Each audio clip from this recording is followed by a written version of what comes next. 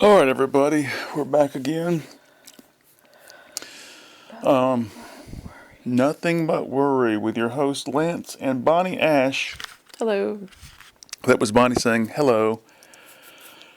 We were just now looking for a book, and this house is so jam packed with literally thousands of books. You And can't, thousands of CDs. and thousands of CDs. And Dozens of albums. you'd think you'd have all the art books in one place, but no, there's about four different areas where art books are at, and I can't find the damn thing. Part of it has to do with the fact that art books are oversized. Yeah, that's true. I mean, in the cabinets here, underneath, we've got these double doors, and they are stacked flat, as overlarge books should be. It's the Oxford Guide to Modern Art, I think it is, or 20th Century Art or something. I was trying to find it because when I first got into painting, I think it's in your room. I think you pulled it out recently. no, I haven't seen that book in It seems to me over that we 2 years. referenced it. But yeah, I thought maybe it might be in my room too, but I didn't. A cursory glance didn't turn it up. But anyway, that book introduced me to so many different painters I never would have discovered otherwise. You know, it's funny. I really consider myself a very organized person, but when it comes to our books, we have so many. We have things spread out in different rooms. Mm-hmm. I mean, our fiction alone, we have sets of collected works. Oftentimes, it's just whatever a publisher special is, or other type of compilation. We've got those in here, and then Oh yeah. and then we had enough room to stick in the drama and plays, Yeah. so that's all in one place. And we've got all the music in here, but it's divided between top and bottom because, again, music books include a lot of photography, so there are some oversized ones. Some of these books are huge. The Yeah. Led Zeppelin But book that came out a couple years ago is monstrous. Our fiction is spread out all over the world. We've got it in the library. It's on the wood shelves that comprise the front and back of the book nook. And it is the classics, but it's the classics that fit on the shelves. Yeah. Because we have some classics that are in here as well. Now, where they're alphabetized according to author. And we have all of our biographies together. I have tried to put all the history together, but everybody has their own little interest. So you may have some history in your room. Peter has some in his. I have some specific regional histories in mine. We really just, we're having to organize according to where we have space. Several years ago, there used to be this, I can't think of the name of the place now. It was Books Galore. There was a used bookstore out in Watkinsville. Yeah. Used to go there regularly, And They went out of stopped business. by there one day and found out they were going out of business. And they had these homemade, double-sided bookshelves that filled the store. And we were like, "Oh, you're going out of business? Oh, yeah." She said, "Yeah, everything's." selling them for 90 And she bucks goes, "By the each." way, the bookshelves are for sale each." I'm like, "Really? Well, okay. I'll go go borrow a truck and come back." And we only bought 2. We should have bought 4. If we'd had the sense, we should have done that. The problem is that we already had furniture in place. We knew where we were going to put those, and we weren't willing to give up some of the other furniture at the time. And given that they were double-sided, it kind of limited where they could have gone. But now, I wish we would have given up the shelves that are on the closer side of the library, the half shelves. Mm-hmm. The ones next to the Yeah. printer. Yeah, I wish we had created a double shelf wall there as well. Yeah, we could have. Oh, jeez. And Coulda, woulda, the woman who ran the bookstore, who owned it, she said her husband made those like 20 years before, or something.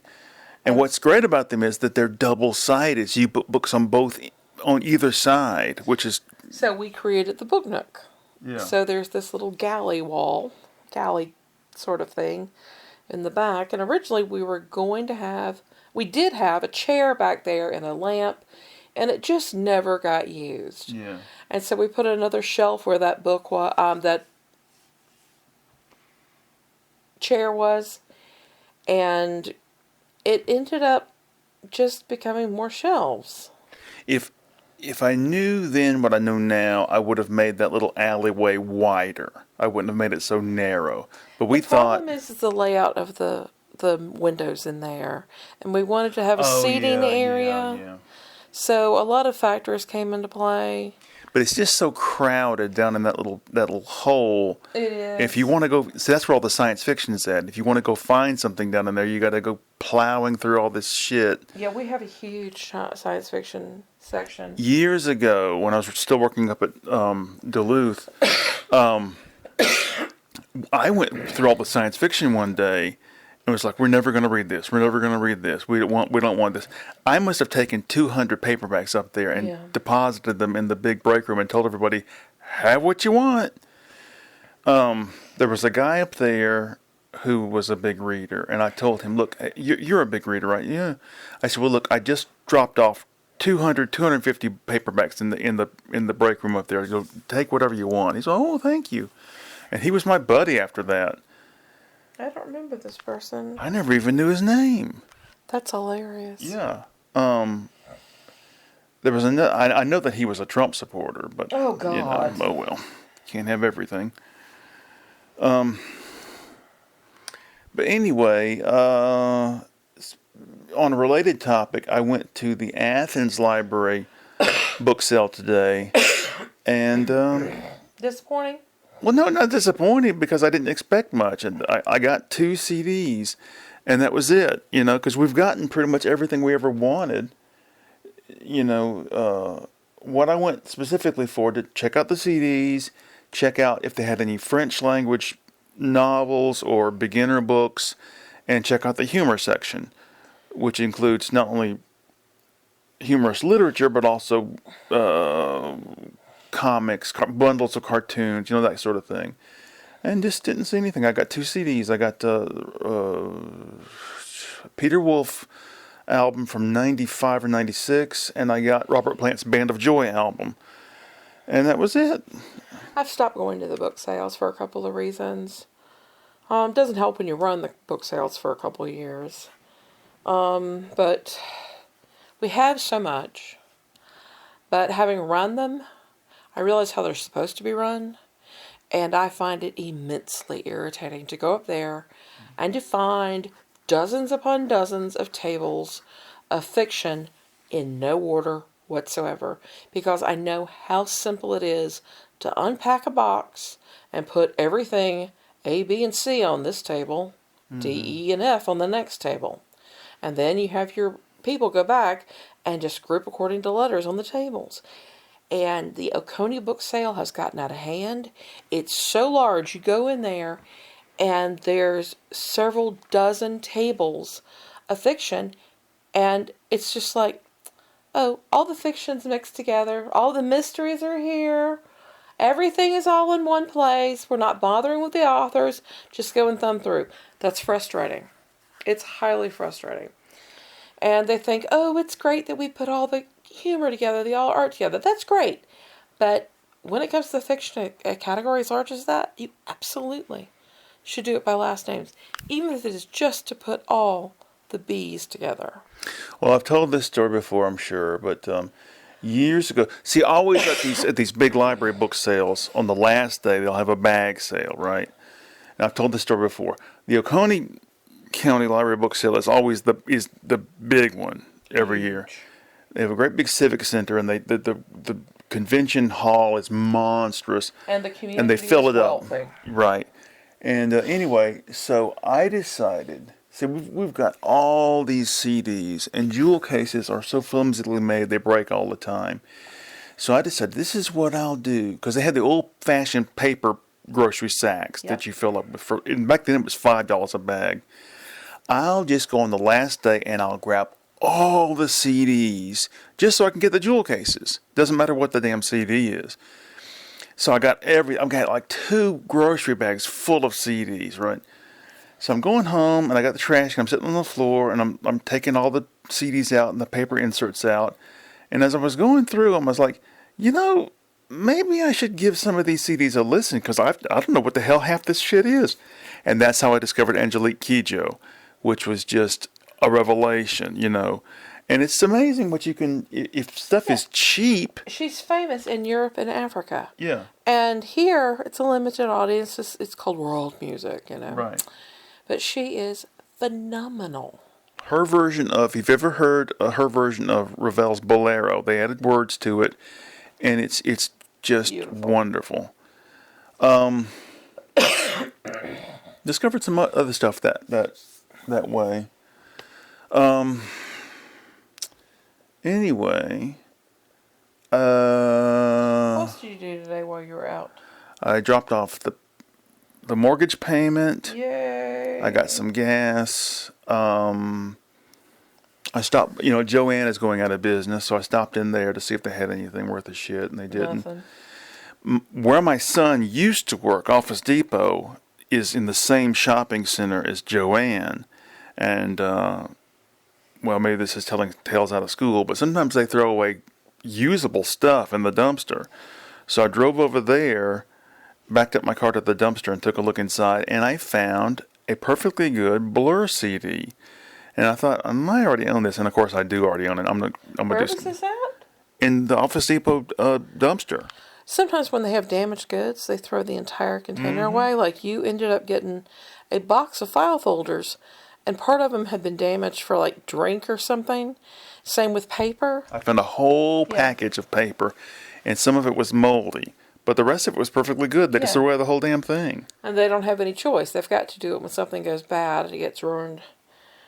Somebody had thrown away a, what would you call it? A portable barbecue grill in the dumpster. That could be the homeless people who live up on the hill. Maybe. I was thinking maybe they had a cookout for employees at the store one day, and they decided, no, screw it, we'll throw this thing away. Well, one of the employees that used to work there years ago used to bring his personal trash from home and stick it in the dumpster. Yeah. He's since gone. Yeah. Up on the hill behind that shopping center is a funeral home. And one day I went over there. I don't know if killing time. I had my camera with me, and I climbed up the hill to the lot behind the funeral home, and they had dog graves. I guess they did it either for practice or because they decided. But anyway, yeah, they had those little metal tombstones, and I got some pictures of those. And then there's a building that was damaged by fire pretty further back from the funeral home. I think that the homeless people had been... Oh, yeah, I went in there's a big carport, and they had just piles of clothes in there. Ratty old clothes that somebody had swiped out of one of these clothing donation boxes. I'm sure that's where they got them. And I realized, oh my God, homeless people shack up in here. I better get the hell out of here. Right down the road from there is an exchange where there's like an on-ramp and a bridge and a highway that all come together, and it creates this little triangle. When fall comes and the leaves start falling, you can see the encampments up in this little triangle of land. Where's this at? Right past the Target shopping center, going into town. Mm-hmm. You go under that bridge. Oh, yeah. But before you go, you turn off onto Timothy. Right. And there is that little sliver of land. And then on the other side of the road, the same thing happens. Fall comes, and you see all these lean-tos and tarpaulins and such. A few pop-up tents where people are shacking out, living. There was how can I describe this? There was a homeless encampment when they built this new exit off this road going into downtown Athens. But anyway, this was a semi-famous homeless encampment because it wasn't just tents and stuff. They had built little houses out of Yeah. found wood The and stuff. person who owned the land had allowed them to do it. Yeah. And so the city couldn't do anything. They just said you need to keep the area clean. And it became nationally known as one of the permanent homeless shelters. Well, the eminent domain was declared on the area. They took the land and they've now made a access road there. Right. So they had to go in and remove all these people and those little mini shacks. But it was like a little town. It was like Yeah. little wooden structures, Yep. very crudely built. Some of them were well built. And there was a path leading up to it. You could sort of see it in the winter when the leaves had fallen. Oh yeah. Let me show you what I found today. Look at this. Isn't that cool? Carabiner, or what is It's this? it's like No, a it's not. it's like a little clip for I need to. Oh, it's falling apart. See how it's what are you talking about? this right here. The metal's been compromised. Oh, it just needs to be cleaned. That's a little bit of It's corrosion. wear and tear. But that spring is still good. It's like a. It might hold something lightweight. What would you call it? Not a crampon or. I don't know. Anyway, I was thinking about attaching it to keys or something. I don't know. Yes, one more thing to go on your keys. Dear. Oh God, I'm a hoarder. I know. See my keys? Do you see how much junk is on here? Yeah. I've got Peter's and yours. I have a Subaru thing on here I don't even need. Why is that on there? And I have this. You got that free at the Subaru. Yeah, and thing at the only REI. reason I keep it on there is so I can find it easily in the bowl. Mm-hmm. And then 3 house keys, 2 to our house and 1 to our daughter's house. When I was a kid, I was fascinated at my dad's keychain because he had like 20 keys on it. Oh yeah, because But he had access at work to a lot of things. I guess I have exactly 2 keys on my key ring: house and car. Now I have another keychain separate with the key to get into work. Yeah. But and it's funny. I have a heavy duty, like actual mountain climbing crampon thing, and I used it the other night. One of the truck drivers adjustable strap thing that you tighten the load down. It had gotten stuck, and I used it because it was just small enough but strong enough steel that I could pop the latch thing open and get the strap unloosened. Kids got bonuses last week. Yeah, both our children work at the same hospital in different departments, and they had some sort of semi-quarterly or something safety inspection, health and safety inspection, and the hospital passed, and so they decided to give bonuses to all the employees, and so that was great. Reed's been there less than 2 years. Peter's been there a month and 10 days. And whether you're there from day 1 or the first year, it's all the same amount. And then from 1 year, 1 day to 2 years, it's another amount. And it's based on what department you're in, what your pay level is. And the longer you've been there, the more reward you get. And Peter got $350 and Reed got $500. Oh, really? Okay. Yeah, it wasn't bad. But it was health and safety standards had been not just met, exceeded. Whenever they get certain sort of regional or something recognition, then they balance it out against the balance sheets. And basically it's a form of profit sharing. And Reed, this was her 3rd one since she started working there. Okay. And the first one was comparable. The first year she got a couple about the size of Peter's. They always tax them. And Reed bought a wedding dress. Well, let's not jump ahead of ourselves here. Look, that was her words. She bought a wedding dress. It is a dark green formal length dress. And she took pictures of herself in it, and it was absolutely beautiful. Where'd she get it? One of the thrift stores. Emmanuel, probably. No. It was either Goodwill or America's Thrift. That place is bottom of the barrel. She can go in there and find stuff. She found a crystal lamp this week. I have It was found heavy lead crystal. I have found a couple of good CDs at America's Thrift. I got Los Lobos' most famous record, "How Will the Wolf Survive?" there. But aside from that, the bathrooms in there are filthy. They don't even have changing rooms, but they have a return policy. Yeah. But she is not a traditional girl. She and Andrew have been together for a couple of years now. They know that they want to spend the rest of their lives together. They've based, I think that's sweet. yeah, they've based some lifetime health decisions on each other and their desires, and they are saving up for a house. I hope it works out for them. I really do. too. And they are already looking into plans for leaving the country when it gets too bad. He seems like, I don't really know him that well, but he seems like just a normal person. He's not. There's nothing flaky about him. Right, yeah. He's extremely driven and goal and success oriented. His work in the petroleum industry and business analytics and logistics, and he writes all these programs, and he's able to do market watch and predictive trends, and he's just really on the go and very committed to his job. And he has a job where he can get a job anywhere around the world. And Well, I meant to ask you. If Reed is married to him, then she can go with him. So how is Reed liking her job? She and I talked today. It's a very difficult job for her because it's demanding. She's on her feet all day long.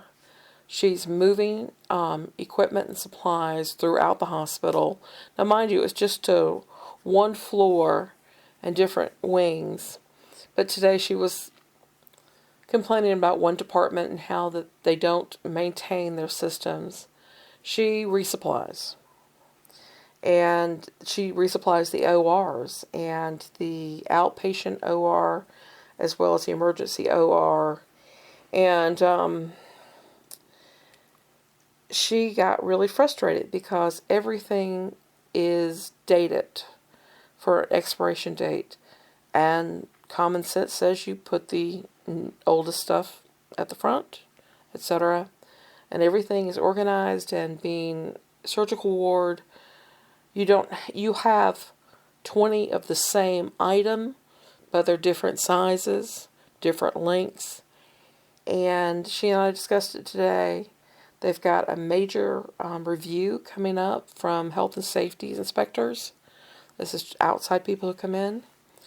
And she is in there scrambling to make certain that everything is in the right place. But when people have access to it, they fuck up the system. Yeah. And so I gave her an excellent idea. It was something I learned from libraries. It's the reshelving cart. You just provide a box and say, if you take something out of here and you don't use it, put it in the box and we will put it back in the correct place. And she's like, oh my God, why hasn't this been done before? So she's going to go in and talk to her boss about doing that on Monday, setting up the system in all the departments. I told her, I said, you need to be documenting this on internal emails. It's a cover your ass policy for when the inspectors do come in if something's out of place. It's also something that you can get a monetary award for, sweetie, because the hospital offers these things. Yeah. How to save money. Because when you have to throw away things that have expired, they don't get used, it's a waste of money. And so I said, you can make money off this, sweetie. Take it and use it. We were also talking this week about things that people miss that are obvious. You remember this? I told Peter, I said, you need to tie your scrubs. Oh, yeah. Yeah, go ahead. I'll tell you something else I did today. I stopped by Goodwill and dropped off some donations, and the main thing I dropped off was, years ago, I had all these LPs, because you could get LPs for cheap, and I came up with the brilliant idea to swap them over, to transfer the LPs onto CD. So I bought this LP to CD converter, and I transferred hundreds of LPs to CDs and then got rid of the LPs. I kept the ones that there's a few I wish I'd kept, but I kept the ones I did mainly because it's either sentimental value or because I love the artwork being big like that. But the CD tray got to where it wouldn't go in and out. And I thought, well, you're never going to be transferring any more LPs. Let's just go ahead and bite the bullet and get rid of this thing. So I dropped that off. And How many years has it been since you used it? since I actually Used it. used it, it's been at least 4 years, maybe 5. Yeah. And even though I never really noticed any difference, I kept worrying more and more that the needle was wearing out. And I'm sure it had. It had recommended hours of usage, and I know I exceeded that. And I didn't want to spend $25, $30 to get a new needle. That's another reason I got rid of it. I do wish we had a decent phonograph with a decent needle. I wish the whole sound system was hooked up properly. Because if we want to listen to CDs here in the living room, we have to use a DVD player, which is a pain in the ass. And What did we have before? A 5-disc changer, and it just finally wore out? right, we had a 5-disc changer, and the carousel, they call it, stopped working. It just spins around and around and around. And I looked up the reviews of that model on Amazon, and everybody had the same problem. Just that the thing just finally winds up spinning around and around. But it was great when it was working. I remember we used to have people over back when we had some semblance of a social life. Back when we had some semblance of normality with regard to schedules, too. Yeah, but we'd have people over and we'd listen to music, and it was great. And then you went to Atlanta. Yeah. And then we broke. We physically broke. What, the two of us both? The two of us broke down. Yeah. Just one disaster after another. It's really funny. I look at my parents and I see the same thing. They were so social when they lived up in Snellville and Atlanta area, and it just... Well, I get the impression they have people over all the time. It has really gone down. They've had a number of people die in COVID. And, one of them predeceased my sister. He took 6 weeks instead of 6 months to die. And another one is currently dying of kidney disease. Another one is, all of their friends are like 70, 80 years old, Mm-hmm. And it gets to the point where it's like, you'd rather stay home than go anywhere, even down the road. And my dad rarely goes to photography club meetings anymore. He used to go and give a lecture at least once a year. Where at? In Athens. He used to do it with my nephew, of all people, over at Linden House area, somewhere in there. And the Photography Guild of Athens or something. That sounds like something fun. I'm not a very social person, but when I sort of fantasize, I think, it'd be fun to be part of some club or something, but I just don't have time, and I don't like opening myself up to other people, I can't stand to get up in front of the public. Reed liked it. My dad loves it. I don't mind it My at dad's all. You're good at it, though. My dad's a natural teacher. I'm good at running a conference room. I am not good at doing a presentation. I went and gave a presentation to the Rotary Club a number of years ago, and I was shaking. And Jan sat me down after. She goes, I didn't know you had such a problem with public speaking. I said, I'm terrified of it. But my dad's a natural teacher.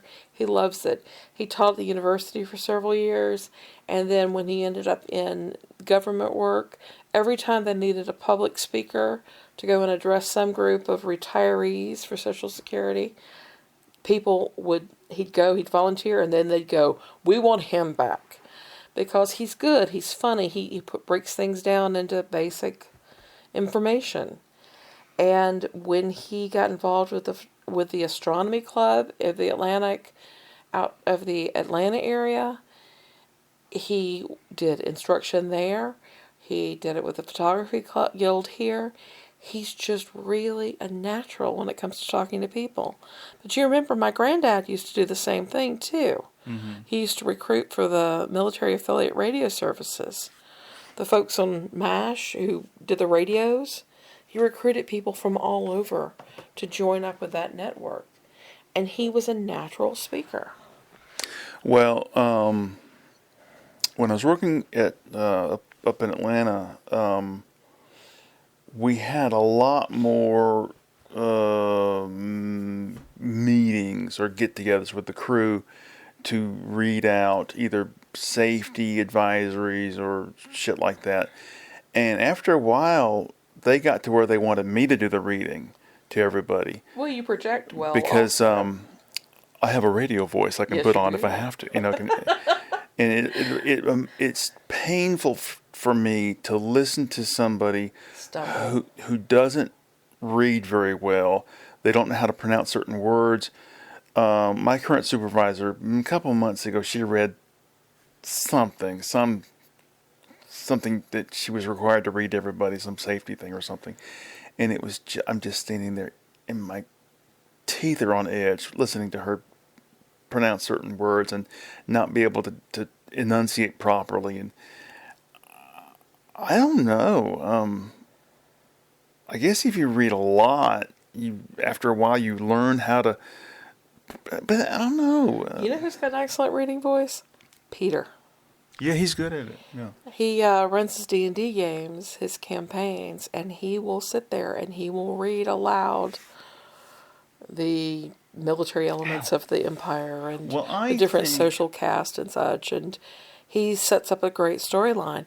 And when you get him to read one of his own writings, his short stories. Well, I think both of our kids are good at reading things aloud. And one of the reasons for that is because I read to them so much. Yeah. Exactly. And you read not just with feeling and understanding, you also did characters. Yeah, when you're reading something, like I read all the Harry Potter books to the kids and I had voices for each character. I could do the voices. And, what? You were really good. Oh, thank you. It's all kinds of stuff. I really enjoyed reading The Great Gatsby to the kids, and what amazed me, they must have been middle school, 14 and 12 or something like that. Yeah, and it amazed me that they really got into the story, and I mean not just that they enjoyed the story, but they were really got emotionally involved, and I think they also enjoyed As I Lay Dying. Yeah. And The Old Man and the Sea too. Yeah. Years and years ago. What? You know what was the most favorite? What? Marco Valdo and all those stories by Italo Calvino. Yeah. Yeah, Cosmic Comics, T-Zero, Marco Valdo. Italo Calvino is just such a great writer and a great... Is it The Old Man in the Tree or something? Well, there's The Baron in the Trees. I didn't read that to them. I thought... But there was this story about the family went into the grocery store. Yeah, that's Marco Valdo at the supermarket, yeah. And then the dinosaur that gets onto the metro. And that's Cosmic Comics. T-Zero came before, I think. They're collections of stories, but Cosmic Comics is really the better one, I think. It's about this being who has lived for millions of years, and he's existed in different iterations. One of his iterations was he was a dinosaur at one time, and if you ever get a chance, it's just a fantastic book. I'll tell you another good one by Italo Calvino is Mr. Palomar. Again, it's a collection of short stories that are thematically related, and that's a great one. It's about the senses. Oh, another great one, and Peter read this one, was If on the Winter Side a Traveler. That's a good one. Have you read that for your series online? No. You absolutely should, dear. Yeah, well, I know I you're just enjoying feel reading your own I feel like I stuff. should read my own stuff. Eventually, I'm gonna get a copyright strike from YouTube if I don't, watch it. I'm really stunned that they haven't zapped me for Marco Valdo.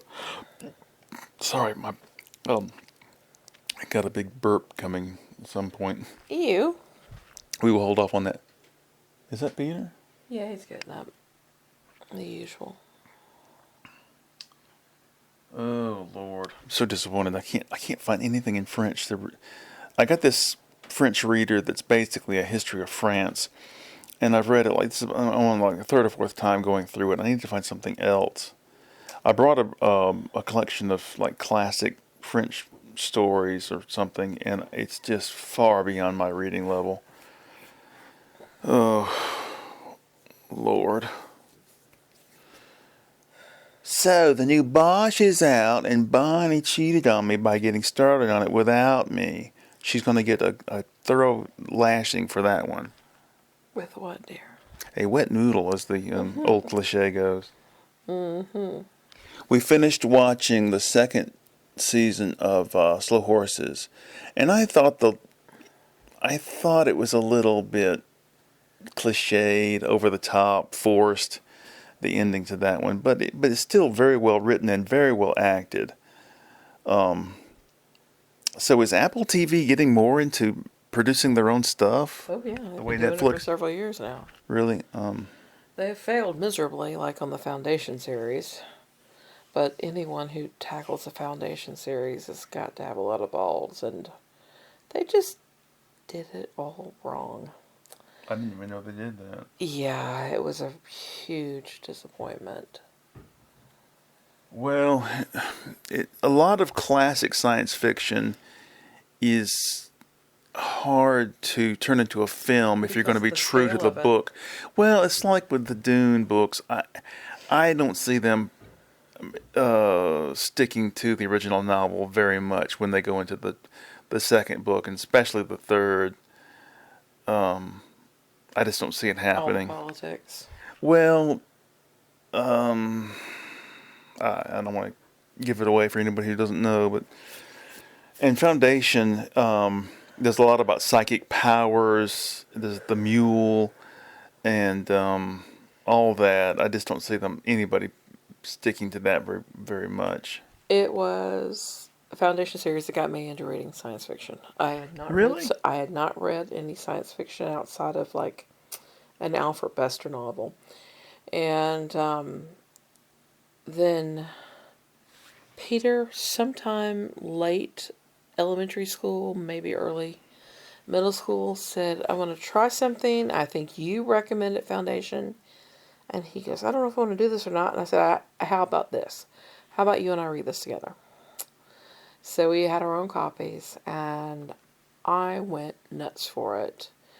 If you know anything about the series, it also includes this overarching historical context of several thousand years. And there's a throwback to robots that exist in the robot series that Asimov did in his early career, 1950s or something, for the sci-fi magazines. Yeah. And the iRobot and all that stuff came out of that period.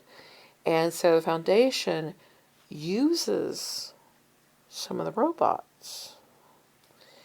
And so as a result, not only did I read the Foundation series, I read the follow-up that was done by Gregory Brin, and the three Bs. Greg Bear. Greg Bear and the other B guy.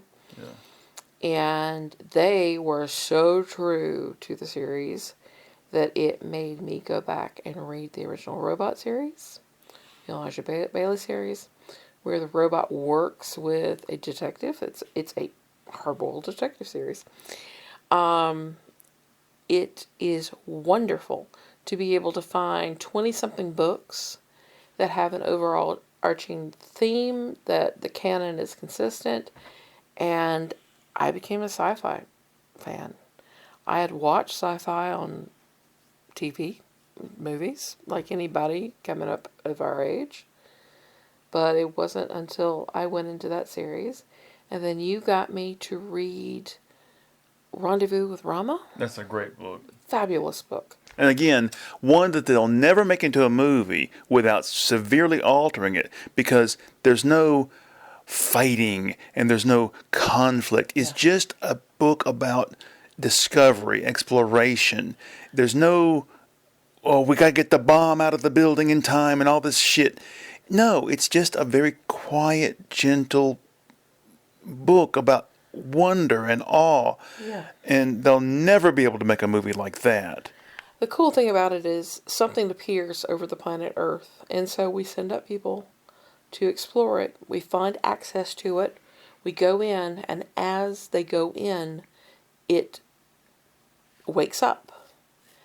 And it opens itself up to these people from the inside, and it creates this kind of world, and they have to relate to things. And like what happens is they view it as a boat across the sea, it on a ship in space. So they go across it, and they get to this other point, and then a city or something emanates from it, and then they go through. It's like walking through an exhibition. Then there's an end point, and then it's over. Yeah. And that's it. I'll tell you another one. You either understand it or This- you don't, or you get intrigued by these aliens. This is hard to believe. Okay, Ben Bova wrote a trilogy called the Exiles Trilogy. I was so When frustrated by I that was ending. in second grade, second and third grade, somewhere around there, I read the first and third in the trilogy. And this would make a great, this would really would make a great movie.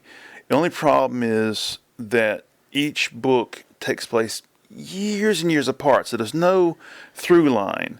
I mean, there's no characters that appear in one book and they appear in the second. No, it's totally different characters in each book, but it's about the people with governments of the world getting scared about genetic engineering. And so they gather up all the top geneticists, all the top genetic engineers in the world, and they stick them on this space station, and they tell them, you're too dangerous, so we're going to put you into exile. And the scientists on the space station decide, well, since we're stuck here, why should we stay stuck on the space station forever? Let's turn the space station into a spaceship, and we'll spend hundreds and hundreds of years, many, many generations, traveling to another planet, because we can engineer our descendants to be able to survive on a different kind of planet, different type of atmosphere, different type of gravity. And it's all about what happens as this ship is going. And it's just, what amazes me is that as a second grader, I was able to read. This is the first grown-up book I ever read. And I'll tell you something interesting. This is back when I went to public school, and the school was a big building. And as I'm reading the book, it suddenly occurred to me, you are imagining the spaceship or the space station as the school building. And you're using the geography that you have memorized in your head and overlaying the book on it. And I thought, that's really neat that my brain is working like this. And that'd make a great series of movies if anybody wants to do it. The nifty thing about us having this love of books is we were able to transfer it to our kids, and it went both ways. The kids got us into the Harry Potter series, for example, and we read them and thoroughly loved them. But after the science fiction series, we started getting into science fiction. You gave us several recommendations. Were you the one that recommended Ringworld? Yeah. We read that, and then the follow-up. But then Peter took that, and he ran with the Kazin series. Yeah. That was one of the characters, that a species of like tiger-like creatures. Yeah. And he ran with that, and that was fabulous. And then he ended up getting into the art that was done for the series. The puppeteers. Mm-hmm. There was one particular science fiction artist. He fell in Barlow, love I with- think his name was. Yes. Yes. He got into the Barlow drawings, and he began collecting all that. Everything spun off from there. And for a while, the three of us, Reed never got into the science fiction like we did. She did fantasy books. Yeah. Yeah, I know. No, I was just thinking of something. But we did the Lost and Found series, which we've talked about over and over. Oh, it's a great series. Is it Alan Dean Foster? Did he write that? It's one of those Maybe he guys did. that has written for like Star Wars and Star Trek and all those. One of those guys that is like the James Patterson of putting out stuff, just constantly writing. Yeah. And this was one of his series that was his own creation instead of being based on some kind of franchise. And it was absolutely charming. A guy goes camping one weekend up in the Great Northwest and gets sucked up by a spaceship and kidnapped. And he meets his fellow prisoners. And it's like 8 books, and it's all about him trying to... No, it's like 3 or 4 books. It's not many. Oh, I thought it was more than that. No, Oh, it's God. just a few. But it's the whole idea that first off they're prisoners, and they have to escape, then they have to find their own way in the new worlds that they've landed on. And it all comes back to, do you really want to go back home? Or is this something now, your whole new No, life? you're giving it away. Don't say anything else. It's just... Well, it reminds me, the sentiment reminds me of that Ben Browder sci-fi series we watched. Yes, I was just about to say the same thing. Farscape. Yes. I swear to God. I had heard so few about it people or have something. seen that. Yeah, it's so little known. And what's amazing is that there's so many connections between Farscape and Stargate SG-1. Similar actors, and the writers of SG-1 recognize fans. that, and they make sort fun of it. they sort of put it in. Yeah. Claudia Black is an example of a woman who is attractive, but when you look at her objectively, she's not really attractive. There's just something about the way she holds herself and her presence that makes her attractive. But when you look at her nose and everything, you're like, no, she's not really good looking. But then again, she can be is. sexy as hell, though, in Yeah. the right costume and stuff. And that's one reason I wanted Ben Browder to be the new Captain Kirk instead of Chris Pine, is because he would have been in Doctor Who, Stargate SG-1, Farscape, and Star Trek. Wait. Ben Browder was in Doctor Who? He was in an episode of Doctor Who. He was a sheriff in the Old West. Oh my God! Yeah. Holy shit! Yeah. What a list of things to be connected to, to be involved with. So let me see how much time we've been here. 48 minutes. Okay, anything else that is going on? Just trying some new recipes this week. I've got makings for the new mushroom stroganoff vegan. I was sick last weekend, so it wound up being a 5-day weekend. So I only worked 2 days this week, and now I'm spoiled rotten because I'm like, I want another 3-day weekend, 4-day weekend. But I got to get my shit together and start, knuckling down to employment. Yeah, I was really worried about you. Since you've had this last major surgery, you've got those plates that kind of hold your Lord. skull in place. Bolts. And when you get swelling in that area, it can cause pressure. Well, And that can cause seizures. And that can The- fuck you up. The 2 nights I worked this week, the first night I was a little shaky, but the second night, last night, I felt so much better. But then my nose was running, and I'm like, aha, this is the last stage of you being sick, is the nose running. Oh. And I kept blowing my nose over and over and over. Poor old guy. But last night was a really easy night. I was shocked.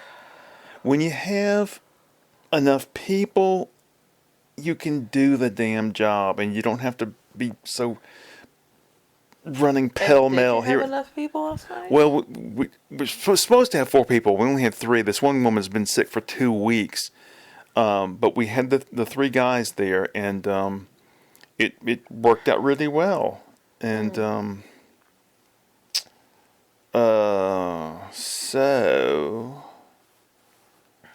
I can't think of anything else. I think tonight we might watch some of the new Bosch. Oh, yeah. You need to contact your dad and get the other episodes of I already put in a whatchamacallit. request, and hopefully he's going to come by next week. Stop in. I'll have some coffee and cake for him, and we'll sit down. What kind and of chat. cake? I don't know. I haven't decided yet. You gonna make one? Yeah, I've got the ingredients for that Italian Carrot cream cake, carrot cake. No, I've got the coconut and the pecans that I toast for it. And, Not really my thing. oh, I mean, it's what I've got ingredients for, and I mean, I haven't made cake in so Blueberry long. pound because- cake. Yeah. Because of the eggs and stuff. I mean, I found that recipe and made the vegan pancakes today, which are phenomenal, by the way. Because they've got extra baking soda in them, it helps them rise. Mm-hmm. And they were just light and fluffy, and got blueberries in them. Yum. Yeah. Well, I think that's probably about it. I got to find this art book. I don't got to, but I want to. I know now exactly which book you're talking about, and I can't think where I saw it last. Yeah, that's how I found. That book is how I learned about. Oh God, I can't think of the guy. Frank Auerbach, and the What? guy who paints just like him. This heavy impasto paint. So that I can't think of the other guy. But they paint just alike. That's how I found out about those people, and Roberto Mata, and I don't really have to find it, but This is a cool painting. What is this? it's Blur. Do you know who did the album? No, it's digital art. That's why I don't really Oh, care. is it? I think so. 13's the name of the record. Oh. All right, so we're going to call it quits. I'm not going to make this video and post it. Is that about it? I think so. All right, see you later, everybody. Bye.